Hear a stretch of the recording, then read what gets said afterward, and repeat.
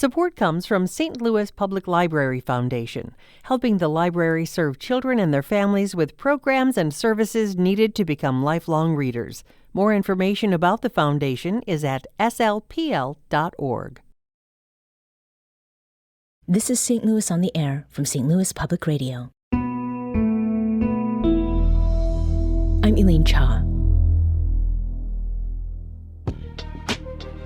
A hand with extra fingers, writing that looks like words but isn't, a smile that somehow you know you've seen before but on a different face in a stock photo.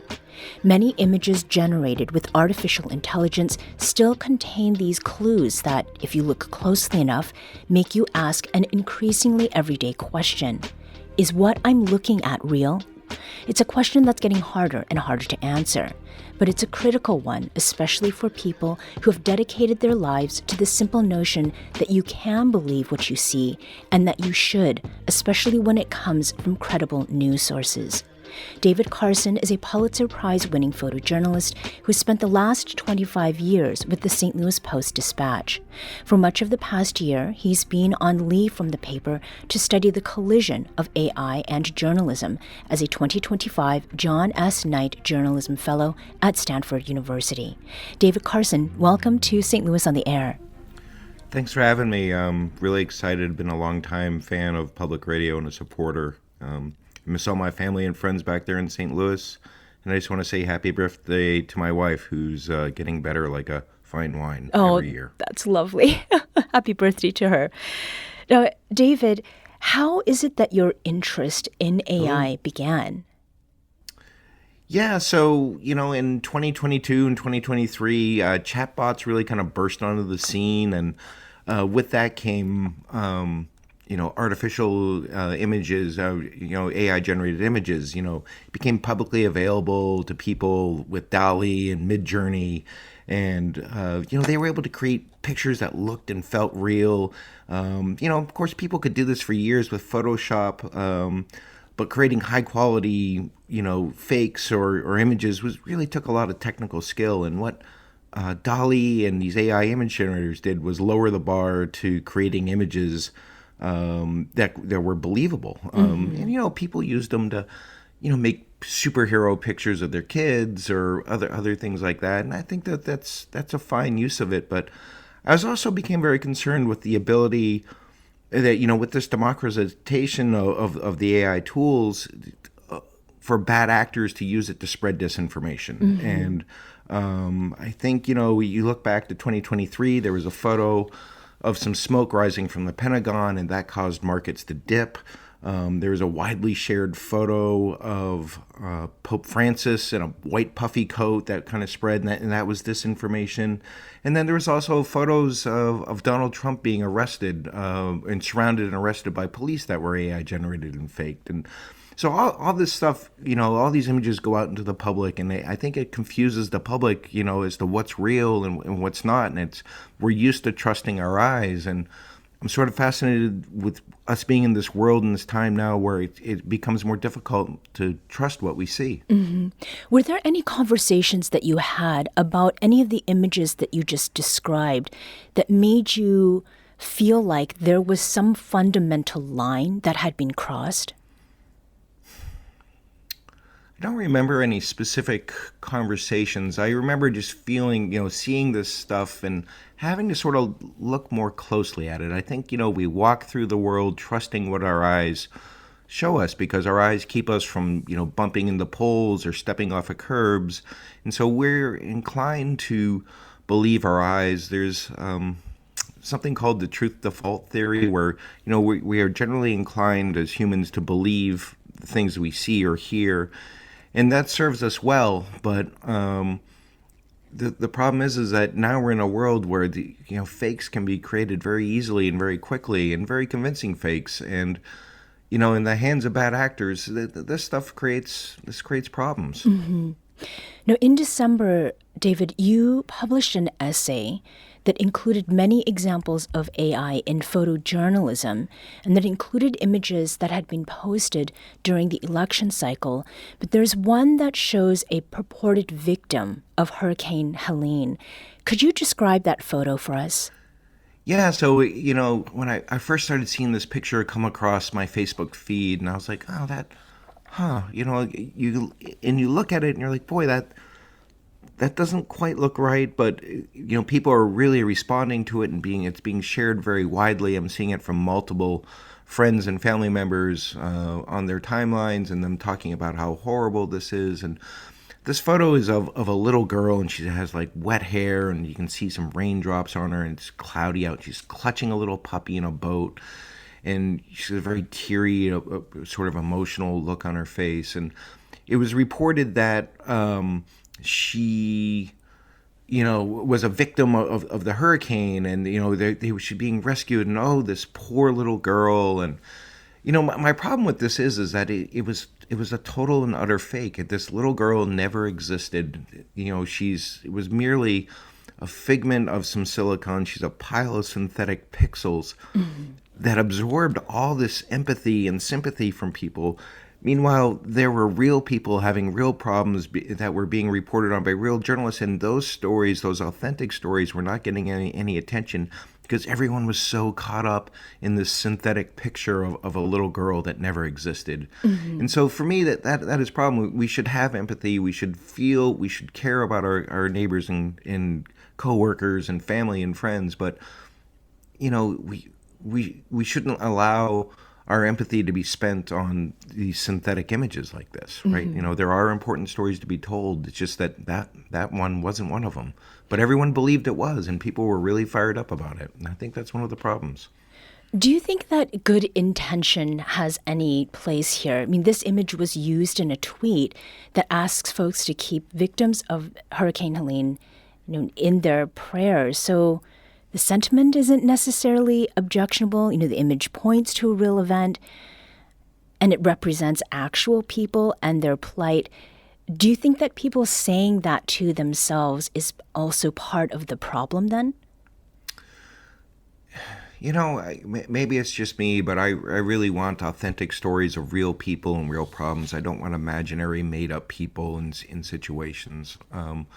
I get the sentiment, but there's also real stories and compelling stories of real people, and I think that should be what we focus on, right? Not the synthetic, but the real. And I think you're starting to see some backlash against it, where people are beginning to really push back against the idea of synthetic replacing real. But that doesn't mean it's going to stop. We're in a world now where there's just going to be more and more synthetic imagery being produced. Right. So, and it's getting better all the time.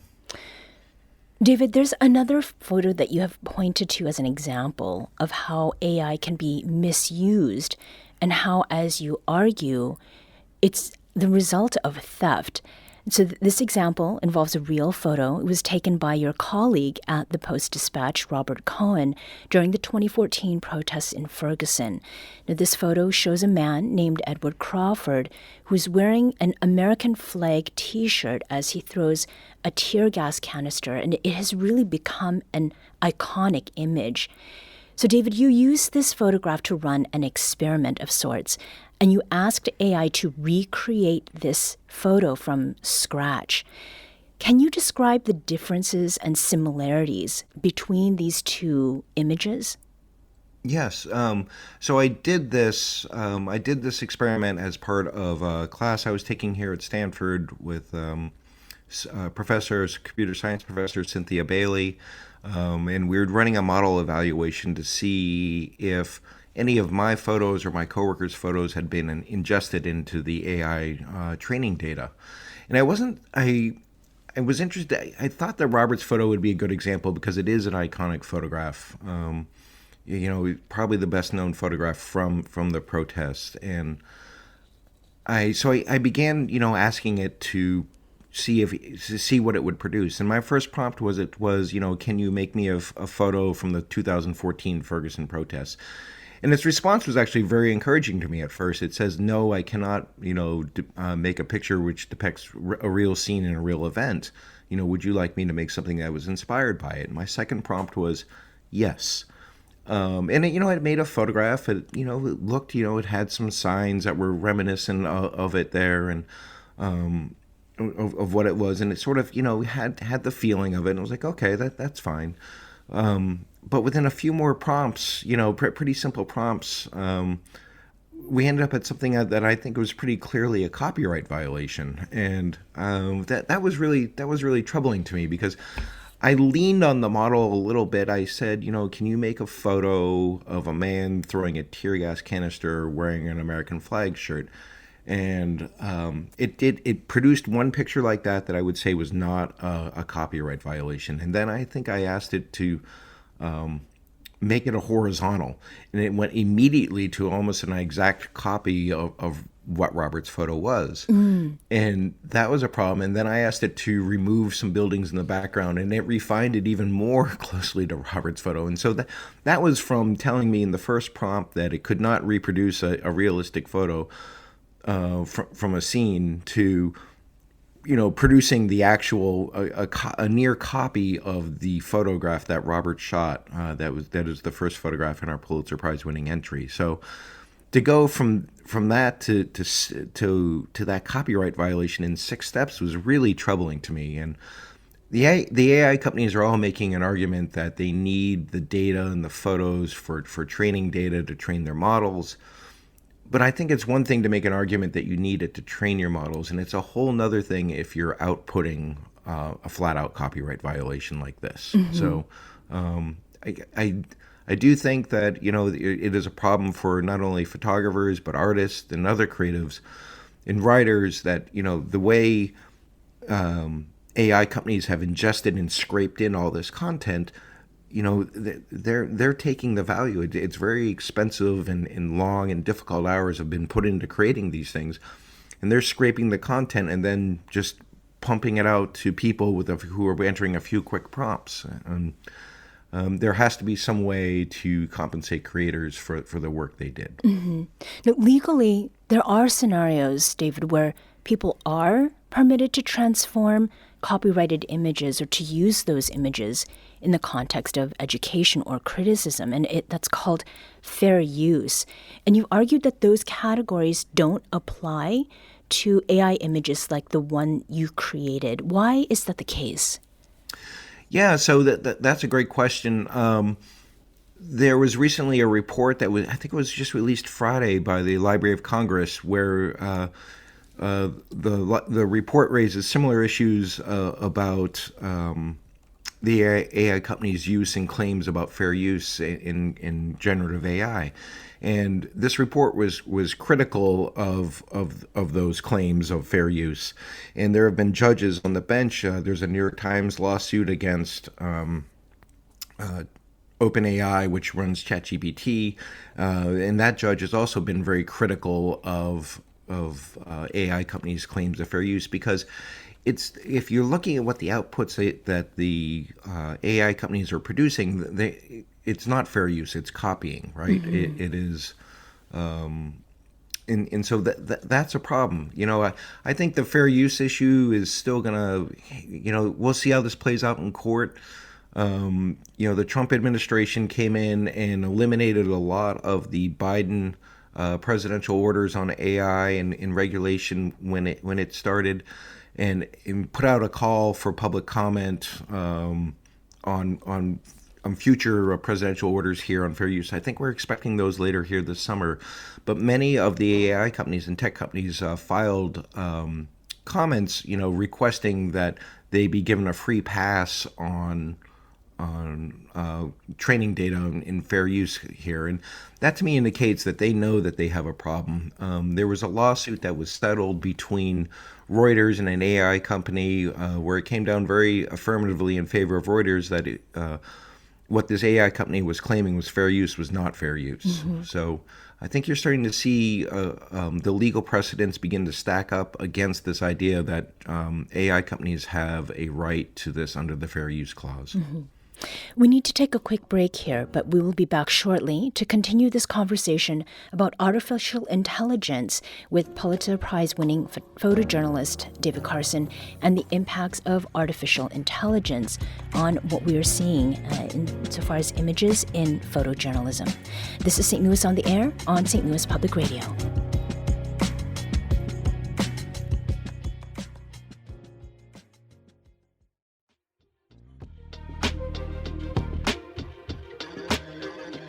Let's return to our conversation with David Carson, Pulitzer Prize-winning photojournalist.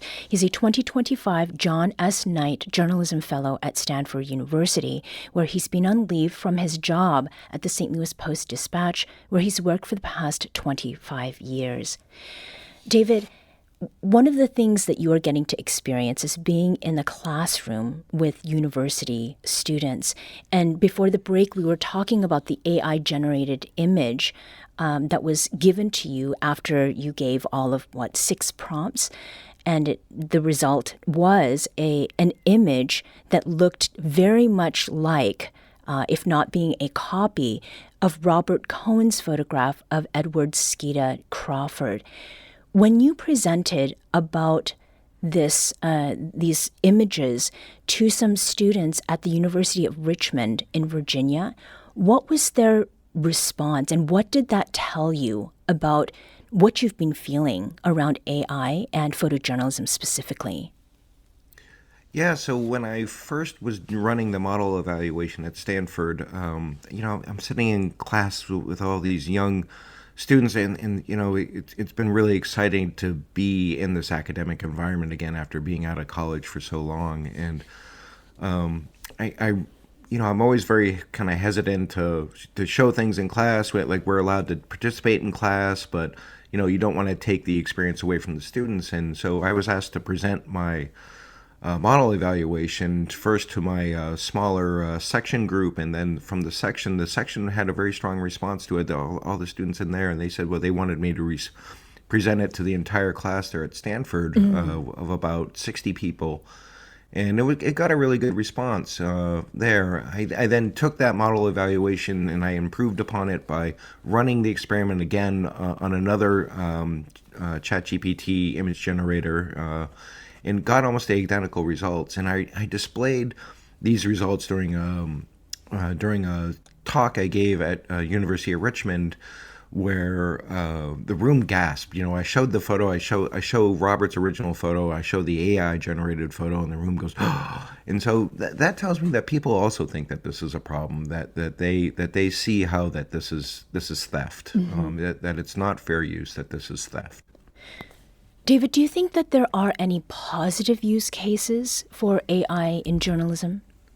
I do. I'm not a Luddite. I don't mean to sound like a Luddite and an anti-technology person. I really enjoy technology. I like playing with it and what it can do. I think that let me find where I was going to talk about this. I think that AI does have a use in journalism. AI is very helpful with crunching large data sets. You can feed large data into this AI and let it look for patterns within it. And then, from there you can see the suggestions and see what AI is connecting. You'd be like, oh, that's a good connection. That's not a good connection. I think the important thing to remember is that AI in journalism, it's really critical to keep human in the loop. We shouldn't just have AI generators knocking out text and pumping that out to the public without it being fact checked and having a human hand in it. AI will hallucinate. It famously will make up facts, and it will do so in a very convincing manner where it sounds very authoritative. AI is right, about 90% of the time. But the problem with that is that, a 1% fail in journalism, a 1% failure rate in journalism is considered a fail. So a 90% success rate for AI, is great for the technology companies, but it's not a great journalism solution. People need to be able to trust what they see and what they read. And for that reason, AI is continuing to hallucinate and do weird things. And so we're always going to need to have a human in the loop. I think that journalism should be done by humans for humans, and that we can use the technology to assist us, right? But I don't think the technology should ever be replacing humans communicating with humans. Mm-hmm. Has technology like facial recognition or autofocus in camera lenses been at all, helpful to you, or maybe to people who want to take photos not necessarily in the journalism realm, but maybe could be used for that later on? Yeah, so it's really interesting the way AI can help with things like that. I think you'll see that in your in your Apple iPhone camera rolls where it will group faces. Have some facial recognition built into it, and it can group faces and identify faces and help you find individuals within your entire camera roll just by clicking on that one face there, and it'll help you find other photos of that person. In cameras, there's AI built into the autofocus systems where they're helping track subjects moving through there. And I know that I benefit from better in autofocus. So the guys who I photographed the Cardinals games with will tell you that there's been many times I've missed some photos that they've gotten because I wasn't using my camera as efficiently as they were. So I definitely benefit from that autofocus helping my photography. But there's danger in AI facial recognition technology. AI, because of its training data set, it does a very good job recognizing pale-skinned white males. But if you get into a darker skinned person or a darker skinned woman, it starts to have a much greater error rate. And so, AI is not a perfect substitute for humans. It does hallucinate things. It does make mistakes. I think we need some regulations around how AI is going to be used in our lives and how we're going to integrate it. I don't think I'm going to be able to get hallucinate out of my mind after having this conversation with you, David. Now, something I want to do is make sure that we do talk about solutions. And something that you have suggested is the use of content credentials. What is that, and what change would that make? Yeah, so content credentials are something that the largest tech companies like Google and Meta and Adobe and camera manufacturers like Canon and Sony and Nikon and just all these people and media companies like the New York Times, the BBC, and others in the AP have been working on for about 5-6 years now. And the idea of content credentials is to provide you almost like a nutrition label like you'd see on a piece of food at a store. But this would be like a digital nutrition label, which would allow you to understand where the content you're seeing came from, how it was produced. Is it AI? Was it produced with a camera? And it allows you to sign it at different steps along the ways. And I think that this is important to do, that we should give our audience and our readers a chance to see where things came from to help build that trust, because in a world where people are beginning to doubt the authenticity of what they're seeing, I think that we as news organizations should provide some transparency in how it was produced and who produced it. And I think that's one thing that would be really helpful in the news industry. It might take some legislation here. Right now, labeling of content is voluntary. In the EU, in China, in other countries, you're seeing mandatory labeling of AI-generated images. But I think the power of content credentials in the C2PA standard is that it can be applied to both digital synthetic images and real images. And it'd be nice to see a world where you would be able to see how your image was produced. David Carson is a 2025 John S. Knight Journalism Fellow at Stanford University. He's currently on leave from his job at the St. Louis Post-Dispatch, where he's worked for the past 25 years as a photojournalist. David, thank you so much for joining us today, and we'll look forward to seeing you back in St. Louis. Thank you very much. Look forward to getting home. This episode was produced by Danny Wissentowski. Our executive producer is Alex Hoyer. St. Louis on the Air is a production of St. Louis Public Radio. Understanding starts here. Do you find yourself regularly listening to episodes of St. Louis on the Air? Suggest us to a friend you think might enjoy our conversations, and leave us a review and rating on Apple Podcasts on the App Store. It's the simplest way to help people discover our show. Thank you. St. Louis Public Radio is a member-supported service of the University of Missouri St. Louis.